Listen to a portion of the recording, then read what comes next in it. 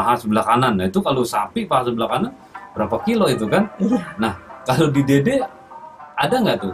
Jangan-jangan saya mau minta begitu gitu, maksudnya, Mbak saya minta ini ya, saya mintanya bukan hanya paha kanan, tapi saya mintanya kalau dia sapi itu kepala atau buntut. Itu bisa dilakuin nggak dia juga? Itu ngaco sih Mas kalau kayak Gitu? begitu. Iya, karena itu tidak bisa. Itu tidak bisa. Request itu tidak bisa.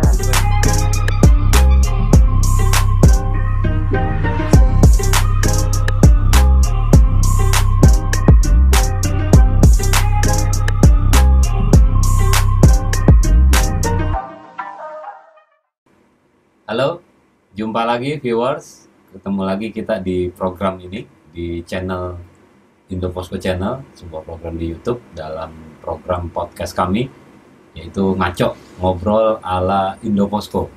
Sebuah program yang menghadirkan narasumber dari berbagai bidang untuk membicarakan hal-hal yang dipandang perlu untuk diketahui oleh para viewers Indoposko, viewer Ngaco. Kali ini kita kedatangan seorang tamu, dia adalah Mbak Suci Nuzleni Kadarsi. Ya, ini yang udah hadir di studio kita. Beliau adalah pelaksana tugas General Manager Marketing Komunikasi dari Dompet Duafa. Koreksi saya, Mbak Suci kalau salah ya. Gimana Bener, kabarnya, Mas. Mbak Suci? Alhamdulillah baik Mas. Iya, sehat Mas. Alhamdulillah. Mudah-mudahan Mbak Suci dan teman-teman dari Dompet Duafa juga demikian ya, Mbak. Insya Allah, amin. Viewers Ngaco, dimanapun berada, jadi kita akan ngobrol dengan Mbak Suci di studio kami. Jadi dia sudah main ke sini berbincang mengenai hal-hal yang dipandang perlu dan diberikan informasi kepada para viewer terkait dengan Dompet Duafa. Kalau kita perhatikan nih viewer, kalau Dompet Duafa mungkin kita sudah mengenal gitu ya Mbak Suci ya. Jadi langsung saja gitu bersama saya Rahman kita ngobrol Dompet Duafa begitu ya. Saya nih tahulah itu Dompet Duafa, sebuah lembaga begitulah katakanlah, yang tujuannya adalah sosial, memberikan donasi kepada pihak-pihak yang membutuhkan, perlukan dan sebagainya. Tapi Mbak Suci harus berbagi ke viewers soal Dompet Duafa ini. Singkat saja Mbak, soal Dompet Duafa. Ya sejarahnya, ya atau apanya, silakan Mbak Suci. Iya. Makasih Mas Rama. Jadi Dompet Duafa itu adalah lembaga sosial. Jadi kami itu organisasi yang mengelola dana zakat, sedekah, infak, wakaf dan kemanusiaan. Jadi yang dikelola oleh Dompet Duafa adalah dana umat, dana orang gitu. Jadi karena itu dana orang, kami akhirnya harus mewujudkan amanah tersebut gitu. Jadi dana-dana yang disalurkan itu bukan hanya kami langsung salurkan dengan bentuk uang gitu ya, tetapi bagaimana mereka orang-orang yang menerima mendapatkan manfaatnya. Jadi mereka yang tadinya hanya bisa menerima, akhirnya diberdayakan, dibeli pelatihan, diberikan bantuan agar mereka akhirnya bisa bangkit kembali gitu. Kalau misalnya sakit, kita bangun rumah sakit untuk mereka bisa berobat gratis di rumah sakitnya. Kalau yang usaha apa? Usaha ada. Jadi ya? Sebutannya bantuan ekonomi. Bantuan ekonominya itu biasanya diberikan bantuan modal, pendampingan sampai mereka akhirnya bisa mandiri sendiri. Itu selalu diberikan bantuan, misalnya gimana caranya jualan, gimana caranya marketing, gimana caranya promosi gitu kan, sampai mereka akhirnya bisa istilahnya mereka bisa bangkit lah, berdiri sendiri gitu. Kayak Selain seperti itu. Dibantu berarti ada literasi. Betul. Ada semacam edukasi. Karena kebanyakan kan kalau misalnya orang-orang yang diberi bantuan uang, jangan-jangan diberikan motor kayak gitu-gitu kan. Diberikan uang-uang yang lainnya gitu kan. Sementara nanti kalau misalnya uangnya habis, mereka tidak berdaya lagi, seperti itulah. Jadi jangan sampai mereka jatuh ke terpuruk lagi ke dalam kemiskinan seperti itu. Jadi masyarakatnya berdaya. Iya. Mbak Suci tadi dibilang mengumpulkan dana publik atau orang gitu ya. Ini dananya pribadi, lembaga, atau organisasi? Jadi dana yang dikumpulkan dana orang kan Mas, dana dari masyarakat. Dana masyarakat. Betul, dikelola secara personal? Secara personal dan mungkin dari perusahaan yang untuk misalnya bantuan kemanusiaan seperti itu. Kalau misalnya ada bencana kan mereka ingin membangun misalnya rumah atau sekolah atau klinik seperti itu. Jadi yang apa namanya yang disalurkan memang personal dan organisasi apa namanya atau perusahaan lainnya seperti itu. Jadi katakanlah di setiap bencana tanda petik sebenarnya dompet duafa tuh hadir ya. Betul. Jadi Insya Allah hadir. Publik aja mungkin yang belum tahu gitu ya barangkali ya. Iya, jadi hadirnya itu dalam bentuk misalnya respon. Iya, respon darurat seperti itu kan. Nah, kami bukan hanya respon darurat saja, tetapi bagaimana berkelanjutan nantinya. Kan ketika setelah mereka kena bencana, mereka kan juga harus bangkit dong. Nah, gimana caranya bangkit lagi? Misalnya sekolahnya hancur, dibangunlah sekolah baru gitu. Atau misalnya sekolahnya jembatannya hancur, bangun jembatan. Seperti itu sih. Jadi memang agar masyarakat tidak terpuruk kembali gitulah, seperti itu. Baik, viewer Ngaco, tadi sekilas ya soal dompet duafa tadi Mbak Suci sudah utarakan, sudah elaborasi. Ya, kita nanti akan fokus lagi ke soal program atau kegiatan. Jadi sedikit banyak kita tahu bahwa dompet duafa itu adalah yang tadi dijelaskan oleh Mbak Suci, sebuah lembaga sosial yang berkedudukan atau berkantor di daerah Jakarta Selatan ya, kalau nggak salah itu ya, di Jakarta Selatan, yang tugasnya adalah menyalurkan dana-dana atau donasi dari para masyarakat, publik maupun organisasi lainnya. Nah, Mbak Suci, ini kan sebentar lagi umat Islam itu kan akan memperingati atau merayakan Idul Adha, atau lebih kita kenal Idul Kurban. Iya. Atau ada juga yang nyebut Lebaran Haji begitu ya. Iya, betul. Nah, saya baca sedikit ya soal kurban nih, kaitannya dengan kurban. Kurang lebih ya ada sebulan lebih lagi lah. Itu pasti menurut saya, karena saya tahu tuh tahun lalu juga kayaknya ada tuh punya program gitu terkait kurban. Apa sih Mbak nama programnya gitu? Dompet duafa punya program kurban namanya Tebar Hewan Kurban. Tebar Hewan Kurban. Betul, THK namanya. THK. Iya. THK Tebar Hewan Kurban, betul. Kalau udah tebar tuh bagi-bagiin tuh. Betul. Ya, kenapa namanya Tebar Hewan Kurban? Ya. Karena kita tahu kan kalau misalnya kita berkurban, karena kita kan tinggal di perkotaan ya. Ya. Kalau kurban ke masjid terdekat. Yang didapat kan orang-orang sekitar situ juga kan. Kadang-kadang kita kelebihan nih daging kurbannya, dikasih lagi. Kadang-kadang ditanya sama masjidnya, Mbak mau paha atau mau bagian kakinya atau kayak gitu kan. Daging kurbannya bahkan kita dikasih lebihan gitu. Iya. Nah, sementara kepikiran nggak sih kalau misalnya ternyata di daerah sana malah justru sebutannya tidak kedapatan daging kurban malah gitu kan. Ada wilayah-wilayah yang banyak sekali nggak pernah dapat daging kurban, dan itu ternyata nyata adanya gitu ketika saya masuk ke dompet duafa. Sedih itu rasanya. Jadi Mbak Suci, maaf saya potong, Tebar Hewan Kurban atau THK ini sebuah program yang adanya hanya di Idul Kurban saja atau? Betul. Hanya ada di menjelang Idul Adha atau Kurban. Tetapi kita memfasilitasi masyarakat yang ingin mempersiapkan kurbannya lebih dulu gitu. Misalnya kayak Lebaran atau puasa kemarin kan dapat uang THR nih gitu kan. Ini ketika dapat uang THR saya mau kurban, itu bisa. Mereka menitipkan dari awal dana kurbannya ke kita seperti itu bisa gitu. Tetapi Tebar Hewan Kurban sendiri bukan hanya baru tahun kemarin, tapi kita sudah 27 tahun. 27 tahun. Betul. Dari awal berdirinya dompet duafa. Iya. Berarti ya. Jadi dompet duafa berdiri tahun 93. Tebar Hewan Kurban mulai 94. Satu tahun setelahnya. Setelah berdiri. Betul. Ya. Berarti saya yakin nih kalau udah 27 tahun berjalan, berarti kan ada konsistensi, ada kesinambungan yang jelas, dan oke lah sejauh ini baik. Keunggulannya dibanding yang lain ada berarti ya?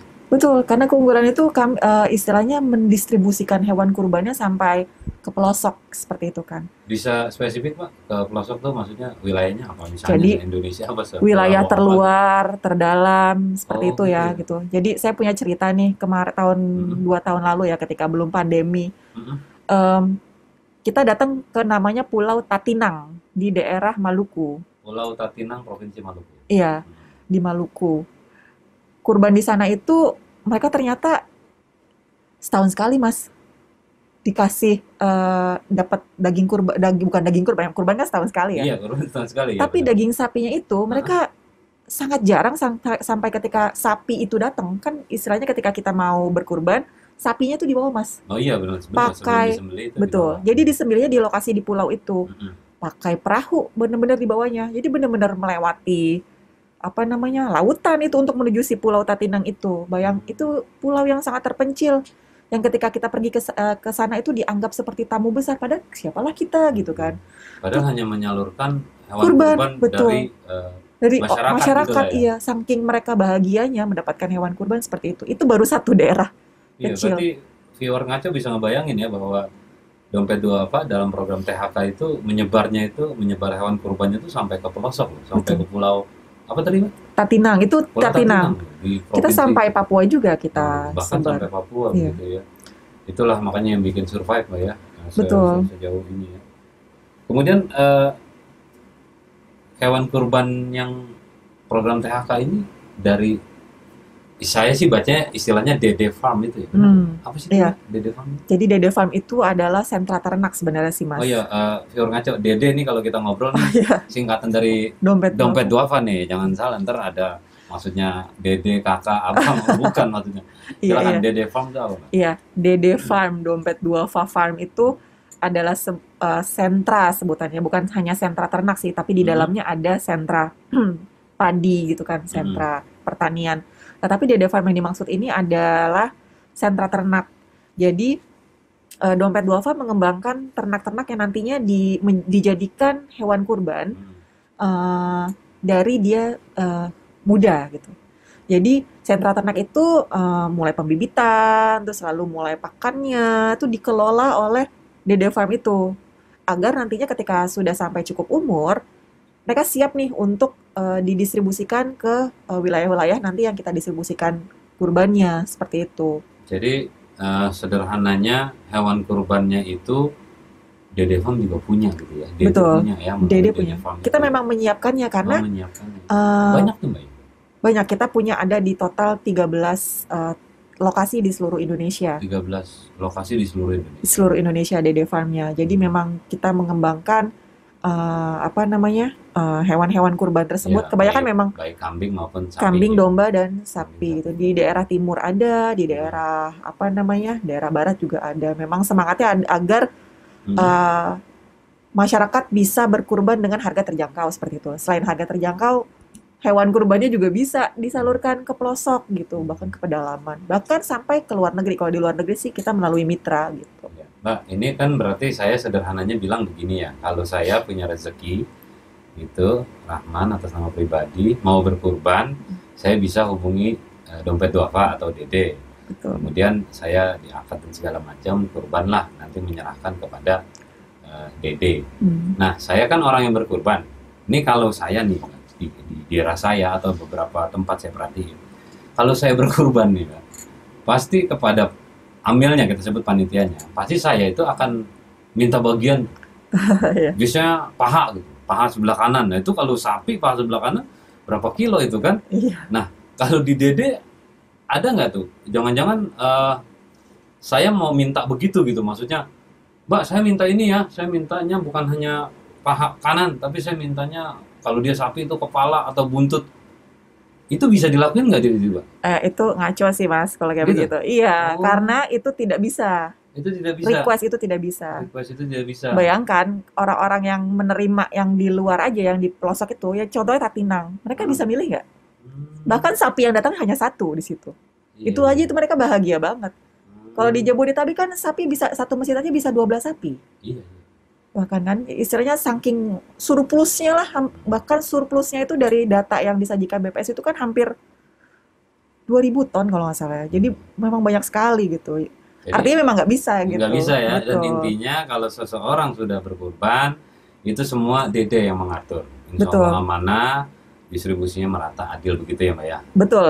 Tujuannya adalah distribusinya benar-benar ke masyarakat yang tepat sasaran. Dan Seperti tepat itu. sasaran. Nah itu Betul. garis merahnya lagi atau benang merahnya, garis bawah tepat sasaran ya, viewers. Jadi Dede itu sangat tepat sasaran, dan kita yakin sih kalau tepat sasaran, kalau sampai ke pulau-pulau terluar itu kan Iya. sangat rigid ya mengelola untuk dibagikan pada yang membutuhkan ya. Betul. Nih Mbak Suci, sekarang kan jelang Idul Kurban kita masih pandemi ya. Yang kedua nih berarti kan, barangkali Mbak Suci bisa cerita nggak, ada nggak efek Mbak terhadap orang yang ingin berpartisipasi dalam program THK? Ya barangkali karena pandemi kita juga tahu semua serba berkurang rezeki kita begitu, sehingga ada penurunan orang untuk berkurban begitu. Gimana Mbak sejauh ini? Sejauh ini memang sepertinya kalau ini adalah tuntunan agama, orang-orang sepertinya memang ya ada kecenderungan untuk menunda berkurban. Tetapi seperti tagline-nya Dompet Duafa tahun ini untuk kurban namanya berani berkurban lagi kan, sebutannya gitu. Jadi ngajakin orang Tagline-nya program THK tahun ini berani berkurban lagi. berani berkurban lagi. Ya, itu ternyata bikin orang, iya, kenapa saya takut ya untuk kurban? Ini kan ini adalah apa namanya ajaran agama seperti itu kan. Jadi memang ada kesulitan seperti itu. Makanya kebanyakan orang-orang bisa mencicil kurbannya, Mas. Jadinya yang harga kurbannya misalnya 1.800.000 dicicil dari sebelum-sebelumnya sampai masa sudah mau berkurban ya di bulan Juli besok gitu. Jadi istilahnya kita memberikan kemudahan lah buat orang-orang yang ingin berkurban gitu kan istilahnya. Itu pertanyaan yang mau saya ajukan lagi Mbak. Jadi salah satu strateginya adalah misalnya untuk mengajak masyarakat bisa mau berkurban dan ikuti dalam program THK menjelang Idul Kurban adalah bisa mencicil gitu ya. Betul, itu salah satunya. Salah satunya. Itu salah satu strategi untuk mengajak masyarakat begitu ya. Betul. Kalau begitu rencananya nih Mbak tahun ini pasti kan udah ada tuh target-targetnya, sasarannya mau disebar kemana Mbak THK sekarang? Mungkin spesifik apa di wilayah mana? Ya kita mau disebarkan insya Allah ke 28 provinsi di Indonesia. 28 provinsi. Dan dari 34. Dari 34 ya? betul. Dan satu luar negeri insya Allah ke Palestina.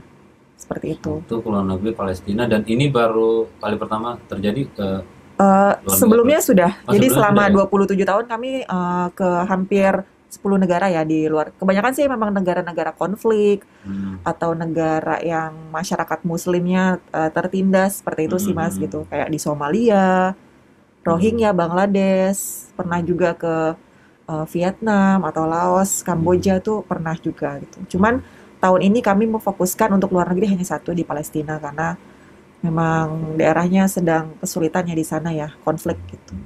Jadi viewers ngaco, jadi yang menarik tahun ini THK akan disebar oleh DD ke 28 provinsi dari 34 yang ada di Indonesia dan yang menariknya lagi adalah kembali akan menyebarkan hewan kurban ini ke luar negeri, dalam hal ini ke Palestina, begitu ya. Berarti sekarang ini kan ini Mbak Suci era digitalisasi ya. Ini ngomongin lebih ke internal nih, ke dalam DD. Pastinya kan yang namanya pemasaran kita juga harus mengikuti trennya. Sekarang lagi digitalisasi. Kalau dulu barangkali, misalkan contoh ingin berdonasi kepada Dompet Duafa atau ingin ikut program THK, apa mesti saya harus datang ke kantornya tuh ke Jakarta Selatan begitu? Misalkan saya ada di, ya kalau di Jakarta mungkin masih dekat, misalkan saya ada di mana gitu. Apa punya program digitalisasi dalam hal memasarkan? Iya, jadi kemudahan berkurbannya Dompet Duafa itu bukan hanya di offline. Misalnya kan tadi kan Mas Rahman mau datang gitu kan ke kantor. Mesti ke sana gitu. Iya, tidak perlu ya? Karena kemudahan berkurbannya bisa melalui handphone aja atau website gitu. Jadi bisa membuka lewat website Dompet Duafa namanya kurban.dompetduafa.org, itu bisa satu. Nah, melalui situ. Ngomong ke viewers aja Mbak. Ngomong ke viewers. Bisa ke kurban.dompetduafa.org atau melalui e-commerce. Melalui e-commerce. Iya, jadi kita bekerja sama dengan sudah beberapa tahun kerjasama. Boleh disebut perusahaannya? Boleh disebut di sini. Oh boleh. Ya jadi dari misalnya kalau misalnya Mas Rahman suka ke Tokopedia atau Shopee, Bukalapak, Blibli dan lain-lain, itu banyak banget, itu bisa melalui e-commerce. Bahkan kalau misalnya ngelihat billboard Dompet Duafa terus ada QR code, tinggal di-scan aja melalui GoPay atau OVO gitu kan, sudah bisa bertransaksi kurban seperti itu. Artinya walaupun tetap melayani secara konvensional atau manual ketika seorang datang ke sana melalui kantor-kantor perwakilan atau cabang istilahnya? Kantor apa namanya, konter atau di Konter. mall-mall. Oh, di mall-mall. Di mall-mall juga punya ada. ya? Iya, kayak misalnya di Mall Pondok Indah juga ada. Hmm. Jadi di mall-mall kami membuka konter-konter. Jadi memang kemudahan berkurbannya bisa. Atau kalau misalnya Mas Rahmannya pengennya istilahnya ketemu langsung dengan kurban, kan biasanya kalau kurban tuh ada akadnya kan, Iya, iya. Saya didoakan baru gitu mau kan, nanya ada itu akadnya. gimana, Mbak? Nah itu ada jemput kurban juga, didatengin sama Amil Dompet Duafa Ambil. dengan protokol kesehatan yang ketat ya. Jadi kami memakai masker, face shield, Hmm. nanti dibawakan alatnya edisi gitu loh. Jadi nanti bisa cash atau bisa melalui debit seperti itu. Hmm. Mbak, kalau begitu tadi kan yang disebutkan e-commerce yang udah bekerja sama, kemudian Iya. juga kan ke mall gitu ya, atau counter-counter yang dimanapun Dede itu berada Iya. ya. Artinya memang masyarakat di era sekarang memang harus dimudahkan ya dalam Betul. hal, apalagi dia berdonasi dalam hal-hal yang sosial, memang harus dimudahkan, tidak boleh kita mungkin kaku, kitanya dia mungkin itu agak menyulitkan gitu ya, Iya, Mbak ya. iya. Nah, berarti program THK sejauh ini Dede mungkin punya target nggak, Mbak? Maksud saya ada peningkatan, saya kan nggak tahu angkanya nih, yang tahun lalu dengan yang sekarang, pasti punya target nggak? Pastinya punya ya. Kita ingin targetnya sebenarnya penerima manfaat sih. Penerima manfaat. Iya, jadi kurbannya berapa? Misalnya tahun ini kita pengen kurban total 2.000 kurban gitu ya, disalurkan gitu, seperti itu, atau 2.500 gitu. Itu pasti ada. Yang penting terima manfaatnya bisa menerima hewan kurbannya seperti itu. Apa namanya, daging kurbannya seperti itu sih. Kurban, Iya. ya mudah-mudahan lancar semua, Mbak Suci Amin. dan Terima kasih teman-teman banyak. dari Dompet Duafa ya, dalam program tebar hewan kurban ini. Iya. Program yang menurut saya sih ya jadi program andalan menjelang Idul Kurban, karena kita juga tahu kalau reputasi Dompet Duafa dalam hal-hal penyebaran distribusi bantuan sosial dan lain-lain itu sangat mumpuni ya. Mudah-mudahan tetap amanah, istiqomah begitu ya, Amin, Mbak. amin. Insya Allah. Dan yang Semoga. paling penting adalah teman-teman biar sehat semuanya. Iya, Jadi terima bisa kasih. menyalurkan, mendistribusikan hewan kurban pada saudara-saudara kita Betul. yang Amin. ada di pelosok, yang dimanapun, yang barangkali belum sempat merasakan daging kurban gitu, karena mereka juga punya hak yang sama dengan orang-orang yang di tempat lain, karena Betul. mungkin akses saja kan, karena mereka selama ini begitu. Mbak Betul. Suci mungkin terakhir bisa menyampaikan ke viewers Ngaco untuk program tebar hewan kurban ini seperti apa, atau secara umum apa yang ingin diupdate atau disampaikan kepada viewers Ngaco terkait dengan Dompet Duafa, boleh, terkait dengan program THK-nya, silakan. Ya, terima kasih Mas Rahman. Jadi saya juga kami terima kasih dari Dompet Duafa kepada Ngaco dan Indoposko yang sudah memfasilitasi menyampaikan informasi tentang tebar hewan kurban. Insya Allah apa yang telah dikerjakan selama setahun terakhir untuk bisa mendistribusikan hewan kurban nantinya bisa kami usahakan amanah untuk bisa menyalurkan kepada penerima manfaat sampai ke pelosok negeri seperti itu. Terima kasih Mbak Suci sudah hadir di program Ngaco. Sama-sama. Terima kasih Mas Rahman. Ke depan bisa main lagi ya, main lagi ke studio dengan Amin. topik yang berbeda tentunya ya, atau Insya juga Allah. nanti mungkin kita bisa jumpa dalam forum yang offline begitu ya. Jadi viewers Ngaco dimanapun berada, demikianlah perbincangan kita dengan Suci Nuzleni Kadarsi, pelaksana tugas General Manager Marketing Komunikasi Dompet Duafa, terkait dengan Dompet Duafa maupun program andalannya menjelang Idul Kurban, yaitu THK, Tebar Hewan Kurban, yang sudah mulai dibuka jika kita ingin berkurban. Itu tadi Mbak Suci juga sampaikan kemana mesti melakukannya, buka website, kemudian digitalisasi, atau mau datang secara konvensional ke kantor-kantor yang ada di wilayah Jakarta dan sekitarnya maupun Indonesia, itu bisa dilakukan, tinggal buka website yang tadi telah disebutkan. Demikian akhir pembincangan ini, jumpa lagi kita dalam program berikutnya. Salam rahmat. Halo, saya Suci dari Dompet Duafa. Jangan lupa untuk like program Ngaco di YouTube-nya dan juga subscribe channel YouTube Indoposko.